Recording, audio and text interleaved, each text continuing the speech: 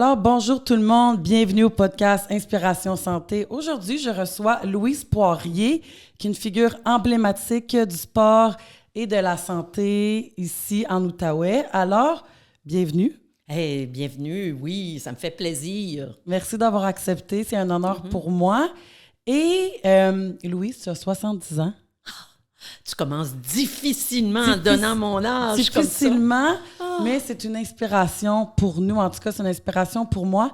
Et je veux dire aux gens que tu m'as donné la permission de tutoyer. Quand même, je ne veux pas avoir l'air impoli. Ben oui, tout à fait. Puis écoutez, j'ai pas honte d'avoir 70 ans. Maintenant, je le dis régulièrement parce que justement, les gens sont surpris. Puis les gens se disent, mon Dieu, qu'est-ce qu'elle a fait pour avoir l'allure de quelqu'un plus jeune que ça? Et c'est l'activité physique. Fait qu'on retient le secret.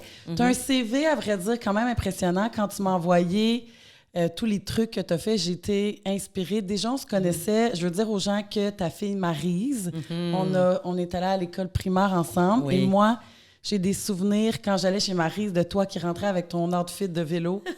Tu ressortais. Puis, on dirait qu'à cette époque-là, je réalisais pas tout ce que tu avais accompli. Tu étais quand même connue dans le milieu politique. Tout le monde à Gatineau, de mon âge, là, la trentaine, savait qui était Louise Poirier. Oui, beaucoup à cause de l'émission Bouffée de santé qui a été diffusée à Radio-Canada puis qui a fait en sorte qu'on a parlé beaucoup d'activité physique. Ça n'a pas été très longtemps en ondes, mais on dirait qu'on était avant notre temps, au début des années 90. Alors, les gens sont restés marqués, entre autres, par ça. Moi, je tiens à dire, OK, tu as fait un marathon. Là, on va voir si je suis bonne. Tu as fait un marathon en 3h08 avec un 5e rang à Montréal, Oui. ce qui n'est pas rien. Laisse-moi aller. Je vais continuer avec un Ironman en 12h11. Pour ceux qui ne savent pas, on va en venir tantôt. Tu as fait l'ascension du Kilimanjaro, Machu Picchu, Camp de l'Everest. Tu as été impliquée dans la politique, présidente de la STO. La barre est haute pour la relève. Est-ce que tu es inépuisable? Ben, j'ai beaucoup d'énergie et puis je pense que c'est comme héréditaire, ça. Je suis pas hyper active, je pense pas, mais cette énergie-là, elle a besoin d'être canalisée. Je trouve que mes enfants sont un peu comme moi aussi. Ils ont beaucoup d'énergie. Alors, l'activité physique, s'impliquer, on dirait que c'est naturel, là. C'est pas quelque chose d'artificiel. L'énergie, on l'a moins. Puis, il arrive des moments où j'en ai moins aussi, comme tout le monde. Mais en fait, ce que j'ai réalisé, c'est je remplis mon énergie en la renouvelant par l'activité physique. Et ça, les gens pensent que faire de l'activité physique fatigue, mais non. L'activité physique vient énergiser. Puis je me rappelle toujours quand ma mère me disait, je partais de jogging, elle me disait, tu vas te fatiguer. Ben non, je vais pas me fatiguer. Je revenais, puis j'avais encore plus d'énergie. Parce que tu as accompli beaucoup de choses dans les années 80 quand Maryse et Jérôme étaient quand même jeunes. Moi, je regardais ça étant maman. Je me dis, moi, ce que je veux savoir, comment tu es arrivée à équilibrer tout ça était, je pense, à l'époque, maman monoparentale. Exact. Pour les mères qui nous écoutent ou les pères, peu importe, qui veulent faire des Ironman. Là, je veux que les gens sachent, un Ironman, c'est un 42, puis corrige-moi, là, 42 km fait qu'un marathon, 4 km de nage, à peu près. Oui, à peu près 3,8. 160 de vélo. Vélo, oui. OK. Quand on regarde ça, ça prend 15 heures à peu près, si on veut bien faire, par semaine de préparation. Comment tu es arrivé à faire tout ça, là? Ben, je me rappelle, juste pour prendre l'exemple du Ironman, cette année-là, je m'entraînais, j'ai monté jusqu'à 22 heures par semaine. Mais j'avais trouvé le truc, OK? J'ai amené les enfants, entre autres, en vacances avec moi, dans une base de plein air, où les moniteurs en prenaient la charge pendant une partie de la journée. Alors, moi, je pouvais aller m'entraîner pendant ce temps-là. Alors, c'est sûr que j'ai aussi pris des gardiennes, des fois. J'ai jamais été, je me suis jamais sentie coupable de dire que je prends du temps pour moi. J'ai toujours considéré que prendre du temps pour moi était une façon de pouvoir mieux redonner à mes enfants et ne pas en prendre du tout était une façon de m'épuiser et de moins donner de temps de qualité à mes enfants. Alors, je dis pas que je faisais garder mes enfants tout le temps, mais j'avais des amis qui, des fois, venaient à la maison. Puis, pendant les heures de travail, je squeezais le tout. Puis, il y a eu une époque de ma vie où j'ai eu la chance d'avoir une nanny à la maison. OK? Ça, on parle de quelle année, là? Ah, je pense probablement des années où, justement, j'ai fait les Ironman et où je travaillais à Radio-Canada. C'est-à-dire, au début, quand les enfants avaient peut-être 6 à 8 ans, là, j'ai eu une nanny à la maison. Et ça, c'était, mon Dieu, que ça a été parfait, parce que c'est plus simple qu'une garderie. J'avais pas, ou même quand ils étaient plus jeunes, là, à 4 ans, tu n'as pas besoin de les amener en quelque part. Puis quand ils sont à l'école, bien, moi, j'ai travaillé contractuel, j'ai travaillé aussi à la pige pour ma propre entreprise. Alors, des fois, je préférais travailler le soir un petit peu plus tard, mais pouvoir m'absenter 1 heure ou 2 dans le jour, puis aller faire mon vélo et aller faire tout ça. Puis, juste pour te donner un exemple, je me rappelle d'un tournage qu'on faisait au lac Meech, là, et il fallait se rendre à l'autre bout du lac Meech, et puis j'avais dit à l'équipe, moi, je vais y aller en nageant. Alors, moi, je suis allée en nageant, mais l'équipe est allée en bateau. Alors, j'avais fait mon entraînement. Je trouvais toujours une façon de combiner mon entraînement avec ça. J'ai été chanceuse. Avant, il n'y avait pas les réseaux sociaux qui étaient autant présents. Maintenant, on voit des femmes, comme mettons moi qui ai 2 enfants, qui vont publier des trucs où est-ce que je m'entraîne, puis je suis d'autres femmes qui ont 4 enfants, puis qui se font vraiment garrocher là, des trucs pour dire, franchement, tu devrais être avec tes enfants, tu devrais faire ci. Dans ton temps, là, dans le temps des baby-boomers, comment c'était vu de prendre son temps et de ne pas être avec ses enfants? Il y a toujours eu du jugement sur les femmes qui ne sont pas toujours avec leurs enfants.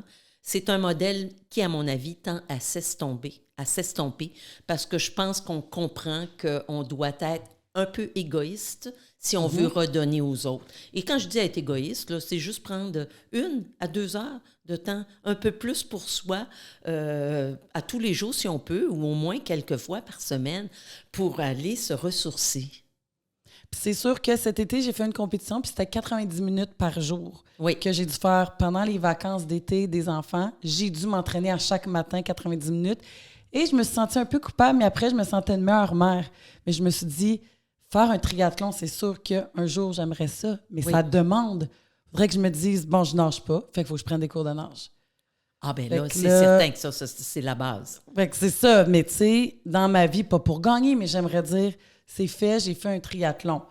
Mais il faut que je me prépare. Les enfants sont jeunes. Oui. Fait que, veux pas, on se met quand même une pression comme parents d'être là puis de dire, moi, je sais que je pourrais jamais avoir 4 enfants.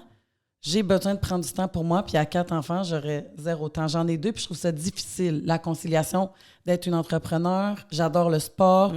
Moi, la fin de semaine, il faut que j'aille courir. Je le dis à ma blonde quand je vais revenir, laisse-moi 1h30, là. Je vais être de meilleure humeur, je vais avoir une meilleure énergie. Tu sais. Oui, tout à fait. Bien, c'est sûr, si on a un conjoint ou une conjointe qui est là, qui accepte de prendre la relève, ou qui, elle aussi ou lui aussi, veut prendre du temps pour lui, on s'échange 2 heures dans la journée, puis on y va à tour de rôle, puis les enfants ne sont pas pénalisés. Mais aussi, je pense qu'il y a moyen, même si les enfants, entre autres, sont actifs, par exemple, jouent au soccer, ou jouent au hockey, ou à ont un cours de natation, on n'est pas obligé de rester au cours tout le temps. Oui, une fois de temps en temps, parce que les enfants sont contents de nous voir puis de voir qu'on les supporte, mais ça ne veut pas dire qu'on doit rester là tout le temps. On ne leur rend même pas service en étant tout le temps là. Alors, dans ce temps-là, moi, je me rappelle, je partais, je quittais le soccer, j'allais faire mon jogging et je revenais à la fin du match. Et tant pis pour le jugement des autres, là. Il faut à un moment donné se dire, écoute, moi, je vais avoir gardé mon poids, je vais avoir gardé ma santé mentale, je vais avoir gardé ma forme en faisant ça. Et je n'ai pas à laisser décider les autres ce qui est bon pour moi. Exactement. Là, toi, Louise, tu as un bac. Ben, tu as un bac en sciences de l'activité physique à l'Université de Laval et une maîtrise aussi. Oui. Dans ce temps-là, est-ce que ça prenait une maîtrise? Parce que moi, j'ai un bac, mais pas en éducation physique. J'ai un travail comme entraîneur. Toi, tu as un travail comme entraîneur. Est-ce que ça prenait ça pour faire de l'argent? Ah, pas nécessairement, mais c'est toujours un plus. Tu sais, à un moment donné, si tu as un bac, c'est déjà beau, c'est fantastique. Parfois, certains emplois, si tu as une maîtrise, ça aide. Je peux pas dire que la maîtrise a été à la base des emplois qu'on m'a donnés, jamais, jamais. Je l'ai fait parce que moi, ça me tentait, pas pour de l'argent. Je l'ai fait parce que je m'intéressais à la condition physique des adultes. Ça commençait à l'époque et je voulais... un bac en éducation physique servait à enseigner dans les écoles aux enfants ou au cégep.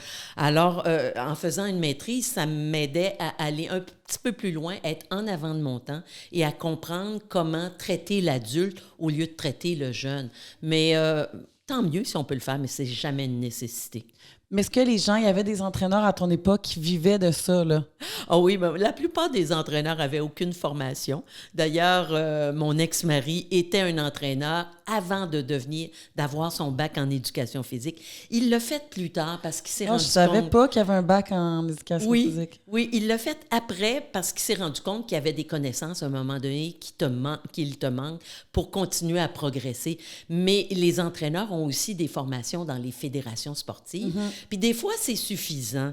Mais des bases scientifiques, des bases solides aident toujours à être plus crédible auprès de l'ensemble des athlètes, puis à être plus crédible auprès des parents aussi. Hein? Fait que tant mieux si on peut le faire, mais il y a beaucoup d'entraîneurs qui n'ont pas ça et qui sont d'excellents entraîneurs. Comment tu as utilisé ton bac? Bien, moi, mon bac, ça m'a permis, après ça, de travailler dans des emplois, par exemple, pour Kino Québec. On connaît Kino Québec. Ça m'a permis, quand je suis devenue journaliste, de dire je suis spécialisée dans ça parce que je n'ai pas fait de bac en communication, mais j'ai travaillé beaucoup en communication. Alors, j'avais peut-être le talent de travailler en communication, mais je pouvais au moins confirmer que j'avais les compétences pour travailler en éducation physique et en sciences de l'activité physique. Alors, je l'ai utilisé toujours dans ce sens-là. Mais après, je vais te dire que j'ai travaillé en politique, dans d'autres domaines, en communication, et les gens ne savent même pas que j'ai un bac en éducation physique. Et la plupart, en fait, ce qui est important quand tu as un bac, c'est que tu développes un jugement, une approche des choses. Tu as vraiment une attitude qui fait que pour régler un problème, tu le fais sur une base différente de quelqu'un qui a peut-être pas poursuivi ses études. Alors, on dit souvent, les études, le fait d'avoir un papier, c'est tout ce qu'il te reste une fois que tu as tout oublié. Parce qu'on oublie les connaissances qu'on a acquises en éducation physique, mais il t'est resté une approche, une forme de jugement que tu as développé en faisant tes études. Et je pense que c'est ça qui est le principal acquis des études. Mais toi, ta carrière, Louise, tu ne l'as pas faite avec l'entraînement, vraiment. Tu l'as fait en politique, tu as été présidente là, de la STO. Avec quoi tu as fait ta carrière? Est-ce que l'entraînement, c'était plus une passion qui a comme resté?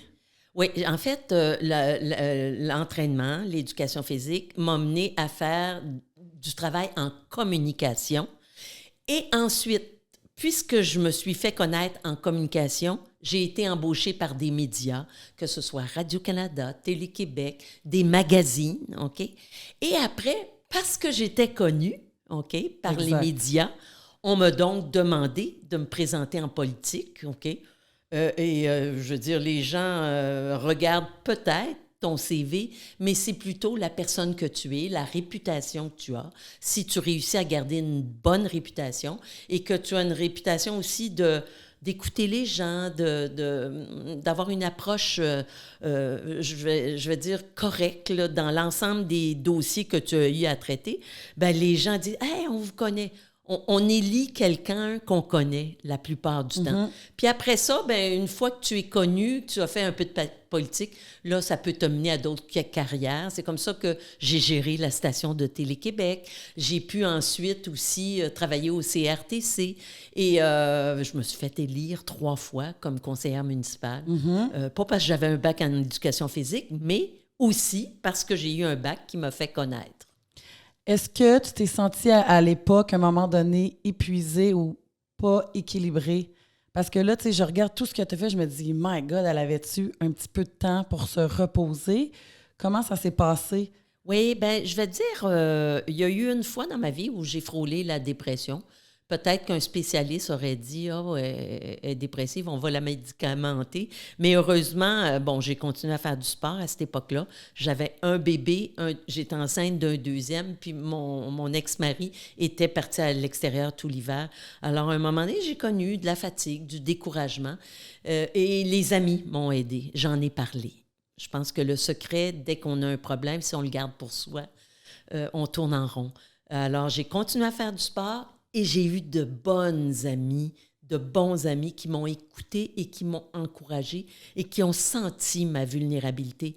Et je t'avoue, là, Émilie, je suis très contente d'avoir vécu cette partie-là de ma vie parce que c'est quand on a vécu ça qu'on comprend que ça peut arriver à n'importe qui. À quelqu'un qui a de l'énergie comme moi, ça peut... tout le monde devient vulnérable à un moment donné dans sa vie. Puis en ayant vécu ça, moi, quand on me dit, là, garde, ça va mal, et je m'arrête, puis j'écoute la personne, puis je fais ce que j'ai à faire avec cette personne-là parce que je la comprends. Alors... Mais c'était quoi les symptômes à ce moment-là quand on dit dépression? Écoute, dépression, ça veut dire plus de fatigue. Ça veut dire moins d'enthousiasme et le goût d'écrire pour moi. Et je me rappelle avoir dit à un ami, « Mon Dieu, que j'aimerais ça avec mon auto foncer dans un mur. » Je veux dire, ça est allé jusque-là. Quand j'ai dit ça à cet ami-là, il s'est dit, « Oh là là, non, il faut que je fasse quelque chose. » Alors ça, c'est des symptômes assez clairs, nets et précis pour moi. Est-ce que tu as arrêté l'activité physique pendant ce temps-là? Non, j'ai eu la force de le continuer, même si c'était difficile. J'en faisais un peu, j'en faisais moins. J'étais enceinte aussi, alors à un moment donné, tu diminues, mais jamais je n'ai arrêté enceinte de marcher, de faire du vélo ou de faire du ski de fond. Je me rappelle, pour mon premier bébé, j'avais monté le Mont-Sainte-Anne le jour où j'ai accouché, moins haut que d'habitude. J'en ai monté la moitié, mais je voulais accoucher, puis je continuais mon exercice. Et je me rappelle, pour ma deuxième fille, je pédalais les pattes tout écartillées sur mon vélo, moins qu'avant. Mais mes voisins disaient, « Mais mon Dieu, madame, c'est dangereux le vélo pour une femme enceinte. » Bien, je suis habile sur un vélo, je fais attention, je suis capable de continuer à faire tout ça. Alors, et la nature, ça a été aussi une façon pour moi de m'aider à passer à travers la dépression. Parce que quand on va dans la nature, je trouve que quand on a un problème, si tu pars marcher, peu importe ce que tu fais dans la nature, et que tu le fais seul, en n'écoutant pas trop de musique, juste un peu peut-être, souvent tu trouves la solution. Chaque fois que je suis partie en nature, je suis revenue avec une solution à mon problème. Alors je dis toujours aux gens, va dans la nature, va camper, va faire quelque chose. La course à pied aussi. Toi, t'en as fait. Est-ce que tu pratiques encore la course? C'est trop... Oh, j'ai arrêté il y a à peu près 1 an, mais pas plus que ça. Et si je peux, je vais recommencer à en faire un peu. J'ai mal à un genou, là, des fois. Alors, je fais attention. Qu'est-ce que ça t'apportait, la course? Pour moi, c'est le plus beau sport parce que la course à pied, tu peux le faire partout où tu es, peu importe, et ça demande très peu de temps. Rouler en vélo, ça te demande le vélo, ça te demande le terrain pour aller rouler, ça demande plus de temps. Tu sais, tu pars pas en vélo pour 15 minutes ou 30 minutes. Mais jogger, tu peux être à Paris, tu peux être à Stanley Park, tu peux être dans l'Ouest canadien, peu importe où tu es, tu traînes des espadrilles, un petit manteau ou un short et tu vas courir, tu découvres une ville, tu découvres un parc, tu découvres une région. Moi, ça a été le sport numéro 1 de ma vie et en 30 minutes, 1 heure, tu peux en faire quand tu es habitué, tu peux en faire 2 heures, tu peux en faire 3 heures si tu veux, mais c'est pour moi le sport qui est le plus efficace pour te mettre en forme, qui est le plus universel partout dans le monde et qui, pour moi, même m'a servi après ça à rencontrer des gens parce que quand tu jogues, tu rencontres des gens, tu parles avec des gens un peu partout et c'est fabuleux. Est-ce que tu t'es déjà senti jugée par des gens qui te trouvaient trop extrême? Moi, je vais te dire, je peux pas... C'est sûr qu'on est toujours extrême par rapport à quelqu'un d'autre, OK? Il y a toujours quelqu'un qui trouve que tu en fais plus que ce que tu devrais, mais c'est toi qui le sais, ça, OK? En ce sens que, ben, moi, j'ai toujours fait de l'exercice physique, donc en faire 10 heures par semaine, il n'y a pas d'excès. Mais il y a quand même, et j'ai été entraîneur, des gens qui en font un excès, dans le sens qu'ils n'ont rien d'autre dans la vie, qu'ils en font à être blessés et malgré les blessures, qui ne sont pas capables d'arrêter, qui ne sont pas capables de ralentir et qui ne parlent que de ça. Ça, je vais te dire, c'est de l'excès. Alors, pour moi, c'est très difficile que les gens aient évalué que je faisais de l'excès parce que quand tu t'entraînes de faire de la compétition, il faut que tu en fasses beaucoup. Puis, je ne laissais pas les autres me juger. Mais si j'étais trop blessée ou si j'avais juste ça dans la vie, et honnêtement, j'ai toujours aimé la culture. Je me suis toujours occupée de mes amis, de mes enfants. Mes enfants ne peuvent pas dire que j'ai été absente pour eux. J'ai toujours eu des loisirs. Alors, si on est capable de regarder sa vie puis de dire, il n'y a pas juste l'entraînement, il n'y a pas juste l'alimentation, je m'occupe de mon conjoint, ma conjointe, j'ai du temps pour mes enfants de qualité et j'ai du temps un peu pour moi. Si on a tout ça, pas nécessairement tous les jours, mais on regarde sa semaine puis on a un peu tout ça, bien, que les gens disent que je fais de l'excès, ça les regarde, mais moi, je suis capable d'évaluer ça. Et si on n'est pas sûr, qu'on consulte quelqu'un, qu'on le demande, qu'on demande à nos amis, tu penses-tu que je fais de l'excès? Tu penses-tu que j'ai fait trop? Encore là, ça dépend c'est qui ton cercle d'amis, parce que si ton cercle d'amis fait rien, non. Il y en a qui vont dire, ben là, t'en fais trop. Si on regarde un marathon, oui. 10 marathons par année, est-ce que c'est trop? Tu sais, au niveau hormonal, après, il y a une chute, là, ton corps, il est supposé de courir au point A, au point B. Oui, ça tu m'as amené à rouler comme ça pendant 42 km, le corps est fatigué, puis après... Il y a une chute, fait qu'il y a un petit down, une petite baisse de drive. Même chose pour un Ironman, même chose pour un triathlon. Il y a beaucoup de gens qui vont cacher leurs problèmes. Tu me sembles une femme super équilibrée, mais il y a des gens qui ont des troubles alimentaires qui vont se cacher dans le triathlon, qui vont dire « Ouais, mais moi, j'ai une compétition, fait qu'il faut que je m'entraîne, donc c'est correct, j'ai un but. » Mais est-ce que c'est des sports extrêmes, un Ironman? Selon toi? Oui, c'est sûr. Moi, je dis oui d'une certaine façon.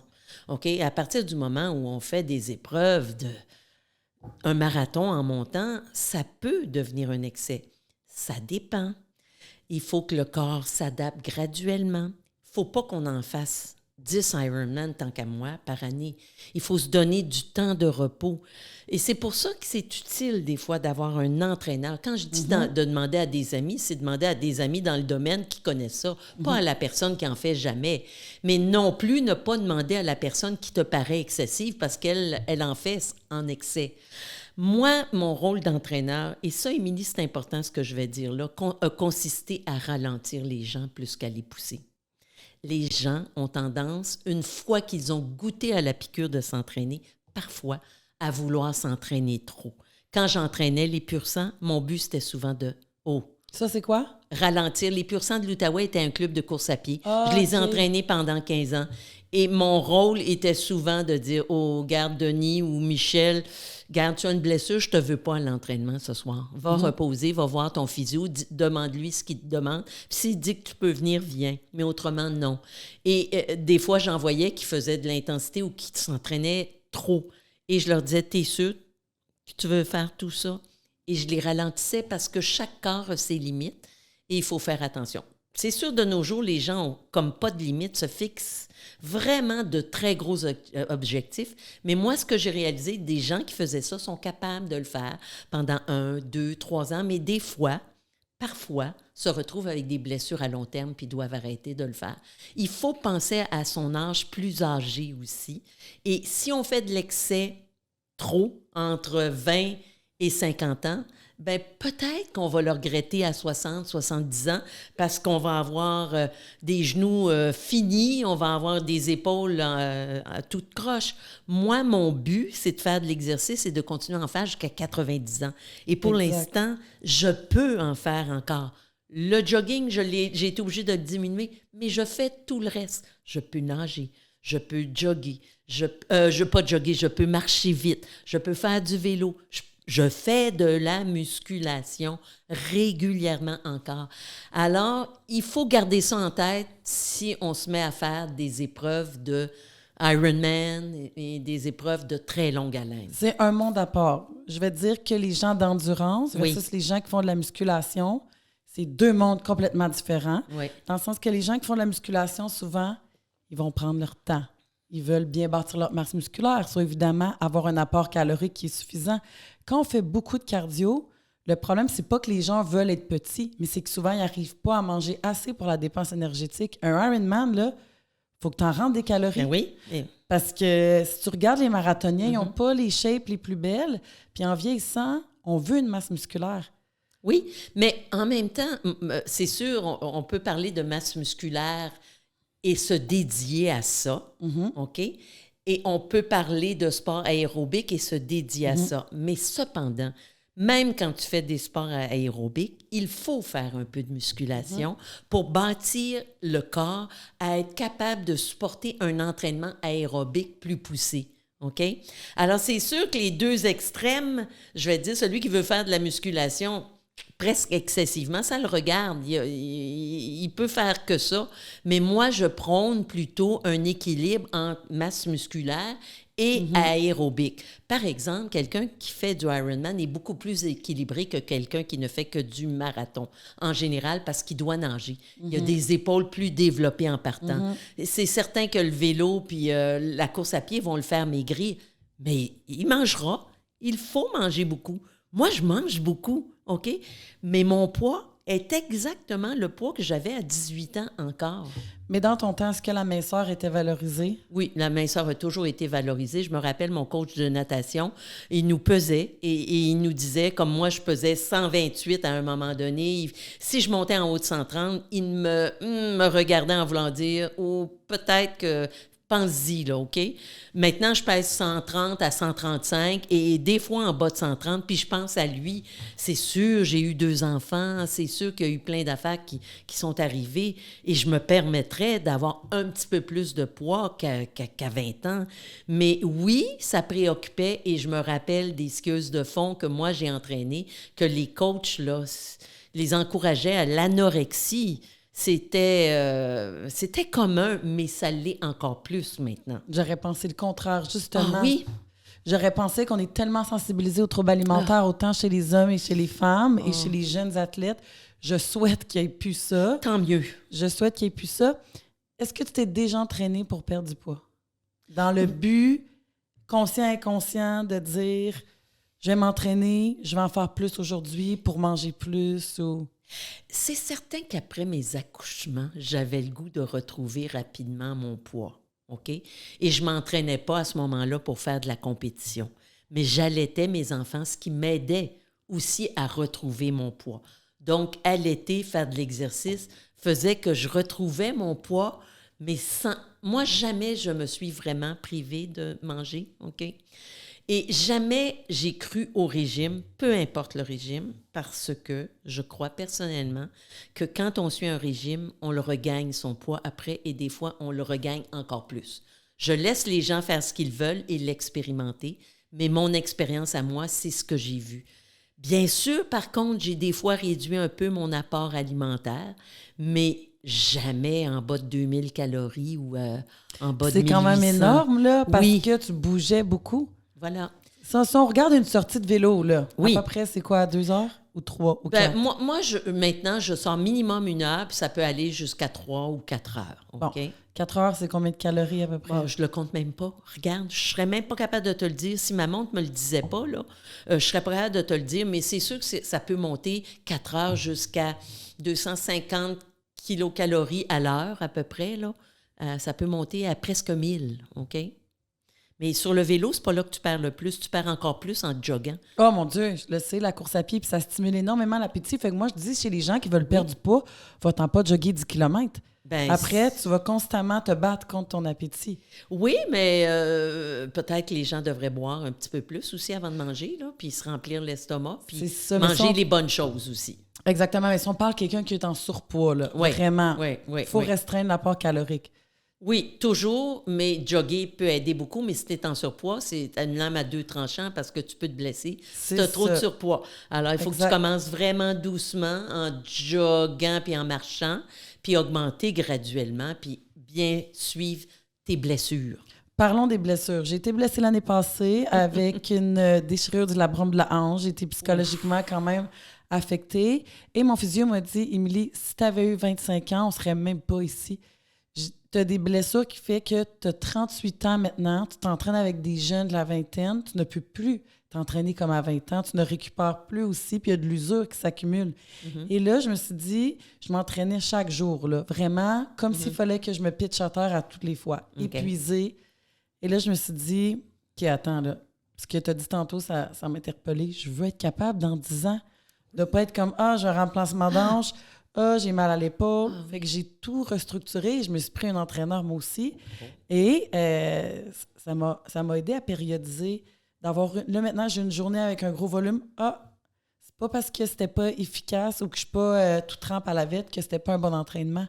Oui. C'est quand tu te rends, quand tu vas courir un 15 kilos ou un demi-marathon, le feeling après, je vais pas te mentir, tu recherches. C'est euphorisant. Ce feeling-là. Et là, moi, j'ai couru 2 demi cet été et après, mon dernier kilo, je le boitais, tu sais. Et ça a commencé après et là, j'ai été en arrêt de course. Et là, en sevrage de dopamine. Et là, plus de transpiration, plus rien. Et je me suis dit, OK, comment je vais gérer mon stress? Là, je peux plus utiliser l'entraînement parce que ça me suffisait pas, la musculation. Moi, je voulais transpirer.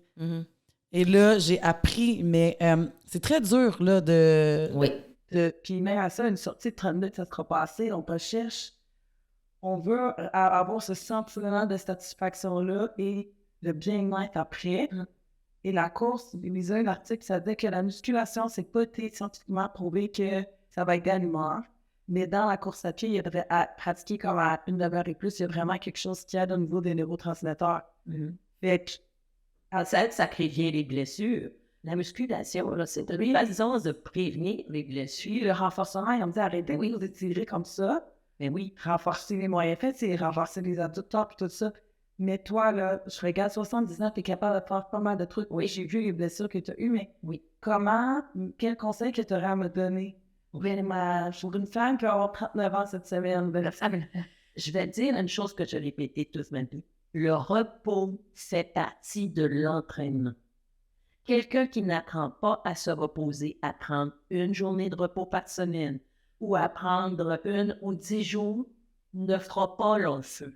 Mais c'est quoi un repos? Une journée à rien faire, à simplement aller jouer au soccer avec les enfants, à marcher, à faire un loisir actif. Mais actif, parce que moi, mon coach, il me dit, là, tu t'assois pas, là. Non. Là, tu bouges et tu te lèves et tu fais quelque chose avec les enfants, plaisir, tu fais de l'escalade, rien qui te demande trop, mais qui est dans le plaisir. Mais les gens qui, lui, disaient que les jeunes athlètes récupéraient mal parce qu'après, ils ont fini l'entraînement, puis ça fait ça. Oui. Et tu dois bouger pour récupérer. Effectivement. Mais en même temps, regarde, le repos fait partie de l'entraînement, donc tu dois prendre des repos, mais des repos actifs. Un repos, c'est pas être couché sur le dos à rien faire, c'est faire ce que tu m'as dit.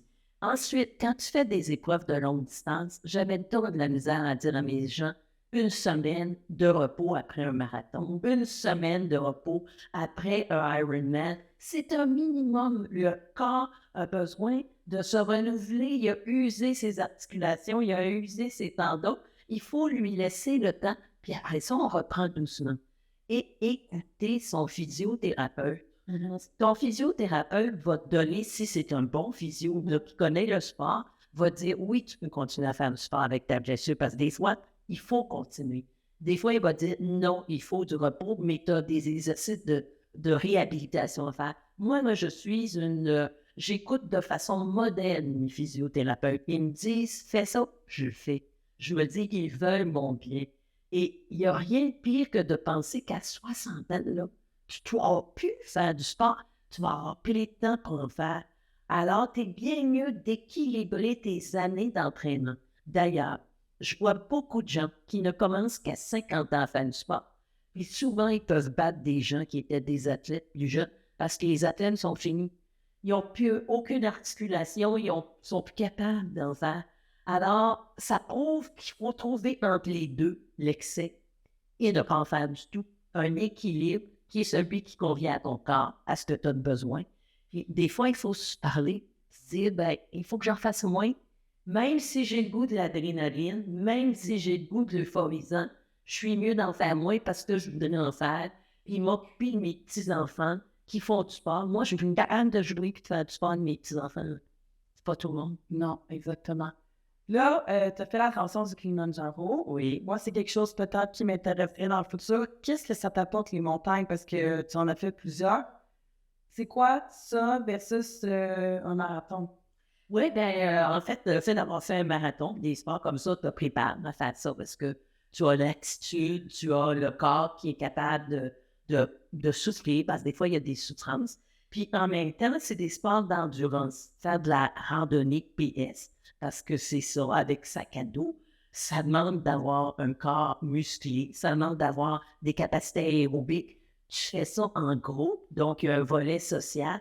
C'est sûr qu'il y a l'altitude. Ça, c'est quelque chose que personne ne peut présumer être capable de vaincre parce que ça peut tous nous frapper le mal de l'altitude et ça peut frapper en haut de 3 ou 4 000 mètres, là, c'est-à-dire du 12 000 pieds en montagne. Il y a beaucoup de gens qui l'ont, qui ont mal au cœur ou qui ont des problèmes Mais si tu peux se préparer comme s'entraîner avec un masque ou...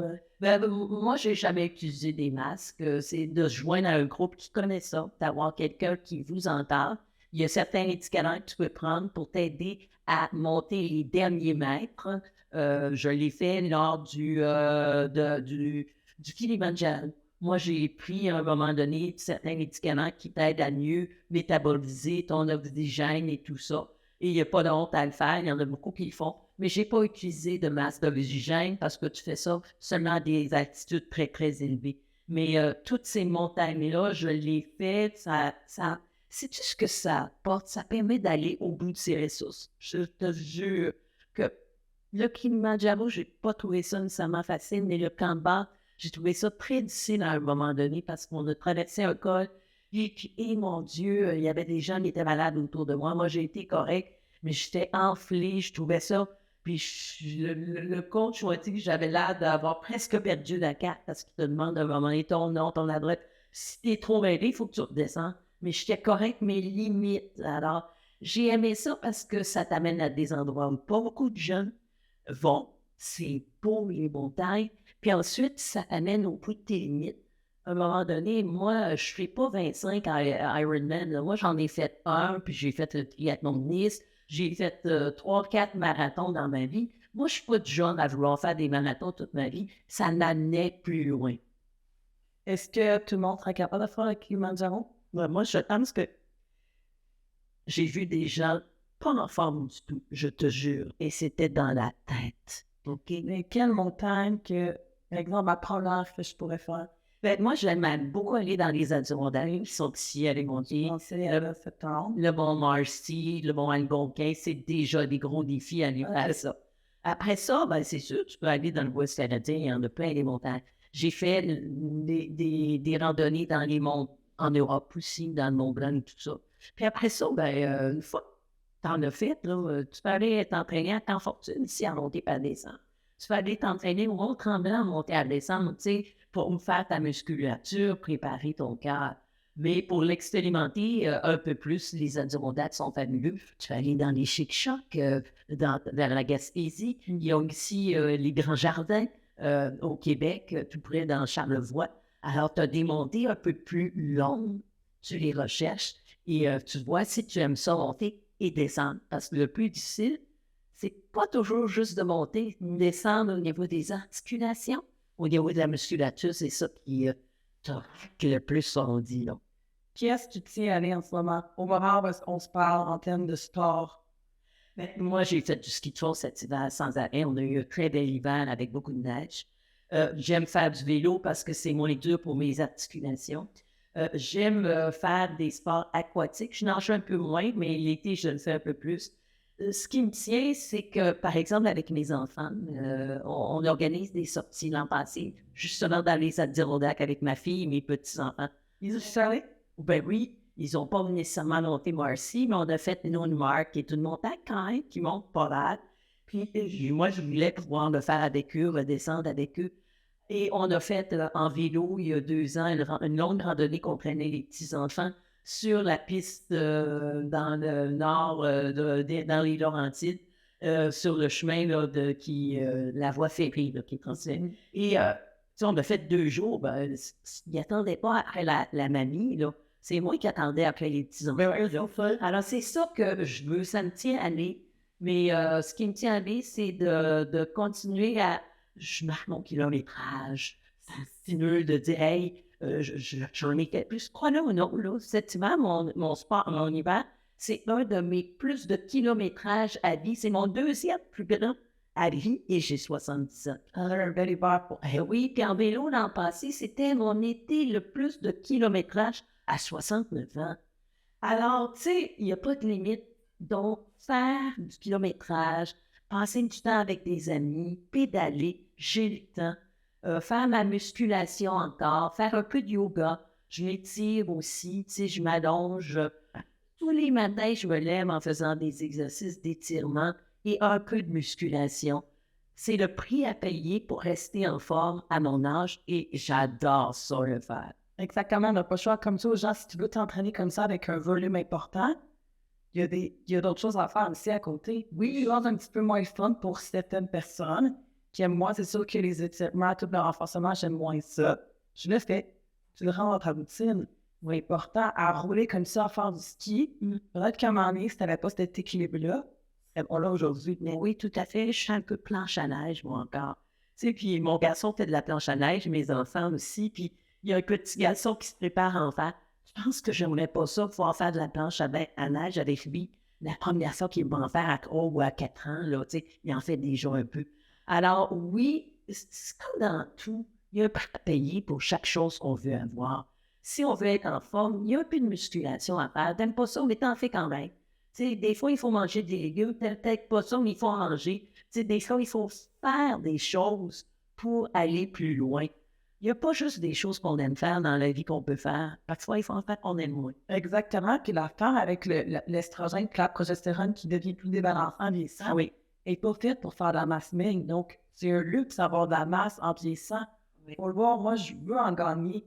Il y a beaucoup de salles qui ont peur des muscles. Oui. Puis moi, je leur dis, tu sais, dans la trentaine, oh, ouais, mais là, je veux pas avoir des grosses cuisses. Oh! Puis là, je dis, inquiète-toi pas, j'essaie de travailler tous les jours pour ça. Ça n'arrive pas le jour au lendemain, ça devrait être un avantage. Oui, mais moi, j'ai jamais vu des gens développer trop de muscles, à moins de vouloir le faire par des programmes spécifiques pour le faire. J'ai vu des femmes au contraire me dire, oh, je veux pas avoir, tu sais, la graisse en dessous des bras régulièrement. Oui, je veux pas avoir j'aimerais ça avoir des beaux mollets. Moi, j'ai des très hauts mollets, j'ai encore des belles cuisses, mais je veux dire, jamais personne me dit que j'avais des trop grosses cuisses ou des trop gros mollets ou des trop gros pissets. Au contraire, tout le monde a dit, mon Dieu, j'aimerais ça avoir ta musculature. D'où l'équilibre entre musculation et sport aérobique. Mais ça, moi, c'est mon dada, là, mais je comprends qu'il y en a qui veulent avoir vraiment plus de musculature. Si on t'enlève tout ça, tu sais, Oui. l'activité physique, Ça se passe à quoi? Chez oui, j'ai une dépression, une déprime. C'est le plein air qui me manquerait, c'est le soleil qui est dehors, c'est de sentir le froid dans mon visage, c'est de voir mes amis. C'est sûr, je trouverais ça difficile, mais je l'accepte parce que des fois, j'ai eu des problèmes de santé, j'ai eu un cancer du sein, j'ai eu une chirurgie importante récemment, puis il a fallu que j'arrête. Je l'ai fait, mais en même temps, je vais te dire, Émilie, je suis peut-être manette, mais je me disais, oh, que ça va être le fun, je vais pouvoir me reconstruire. Et partir d'un niveau plus bas pour se reconstruire. Wow, que c'est le fun au lieu d'être en haut tout le temps et d'essayer de rester là. C'est pour ça, c'est important de monter puis de prendre un peu de repos des fois, même 1 ou 2 semaines de repos complet dans sa vie. Là. Arrêter 1 semaine à n'être actif pour pouvoir recommencer à se reconstruire, c'est tellement gratifiant. Mais moi, j'ai une attitude positive, mais je dirais ça à des gens qui doivent arrêter. S'il faut que tu arrêtes, arrête. Fais-le. Mais après ça, tu auras le plaisir de te reconstruire. Et je suis sûre que tu l'as vécu, toi aussi, on est même obligé de faire ça. Oui, exactement. Puis, au début, tu ne le réalises pas, par exemple. Non. Et après, avec le recul, tu te dis, ça m'a tellement permis de grandir, puis d'être résiliente. Oui, ça, c'est important parce que ça ne va pas toujours bien. Oui, puis d'avoir peut-être plus de temps pour les autres, OK? D'avoir plus de temps pour autre chose que tu n'as pas eu le temps de faire. Puis de lire plus, de parler au téléphone plus, d'écouter des séries un peu plus. Puis de dire, ça fait du bien encore. Rappelle-toi, Exactement. ça fait du bien le repos. Exactement. Le cancer, je veux qu'on termine avec ça parce que j'entends beaucoup de clientes à moi qui ont eu le cancer du sein. Oui. Tu sais, quand le son est arrêté pour quoi, 1 an, comment ça se fait? Non, non, ben ça dépend. Moi, je ne pourrais jamais évaluer chaque cancer. Chaque cas est un cas d'espèce, OK? Mais moi, jamais on m'a dit d'arrêter à cause d'un cancer. J'ai quand même eu un cancer in situ avec mastectomie du sein droit et reconstruction des 2 seins. J'ai pas eu de chimio et je n'ai pas eu de radio. Bon, ça m'a aidé. Mais j'ai dû arrêter un bout de temps, oui, mais dès que j'ai pu, avec mon médecin, est-ce que je peux reprendre, quand est-ce que je peux reprendre, sans excès, là. Mais marcher, c'était toujours possible en général. Alors, j'ai eu des amis qui ont eu de la chimio, de la radio, bien sûr. Et là, je ne peux pas présumer de la réaction de chacun. Il y en a qui sont... Il y a des moments difficiles, puis tu peux pas rien faire. Mais il faut en parler avec son médecin. Il faut voir ce qu'il nous conseille.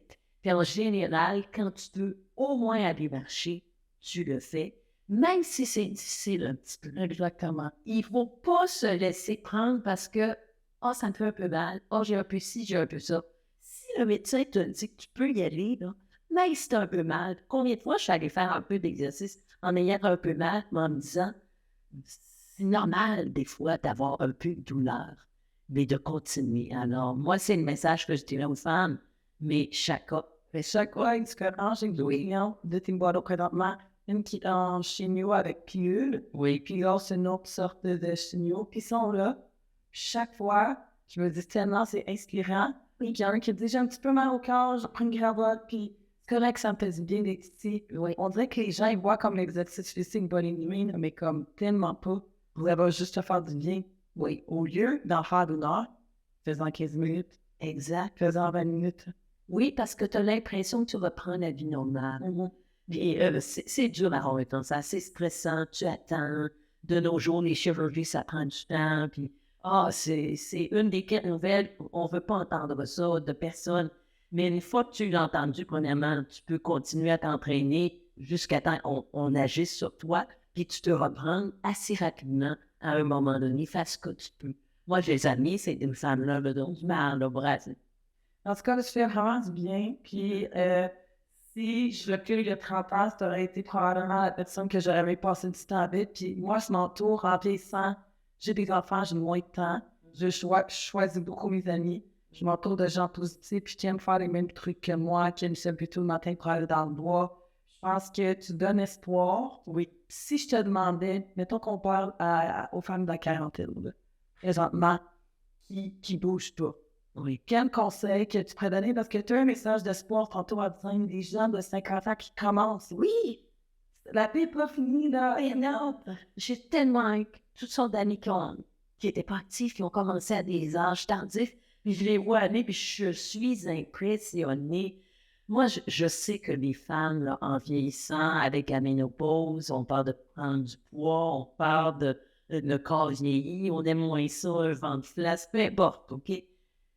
Faire de l'exercice aide tellement à rester jeune dans sa tête et dans son corps. C'est sûr que je ne peux pas empêcher la peau de vieillir, je ne peux pas empêcher le corps de se transformer en vieillissant. J'ai le corps d'une femme de 70 ans, mais je veux dire, on n'est pas obligé de prendre du poids nécessairement en vieillissant. C'est pas vrai que ça. On n'est pas obligé de vieillir puis de dire non à tout. Et faire du sport, ce que ça me permet de faire, c'est de dire oui. Moi, si quelqu'un vient de me demander, viens-tu justement au camp de base grimper? J'avais 65 ans quand je l'ai fait. J'ai pu dire oui parce que j'étais en forme.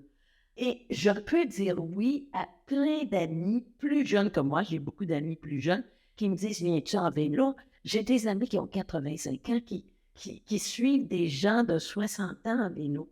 Alors, il y a une forme de jeunesse. Elle n'est pas garantie, là. Il y a un prêt à payer, mais il y a une forme de jeunesse physique et je te dirais mentale qui fait que l'activité physique, c'est la chose que je dis. Pas d'âge pour commencer. J'écris dans des revues à des gens de 50 ans et plus.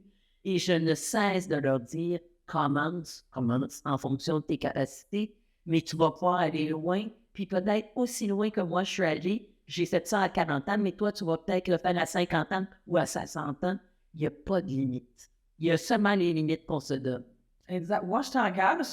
Aidez-moi là pour me voir tout become opposés. Ils sont condamnés, Mais je te remercie. Ça m'a fait grandement du bien. Je suis certaine que tu vas avoir inspiré ma clientèle, qui est les femmes de la trentaine et de la quarantaine, à se reprendre même de continuer du moins. Puis, je suis sérieuse, on va travailler peut-être sur quelque chose parce que j'ai beaucoup de femmes ménopausées. Je commence à avoir une grande clientèle à la cinquantaine qui m'arrive déjà à penser qu'ils ont pris du poids à cause de la ménopause, puis qu'ils sont pris là-dedans. Oui. Donc, je te dis merci, mais à bientôt. Bienvenue, au plaisir. Merci, Louise.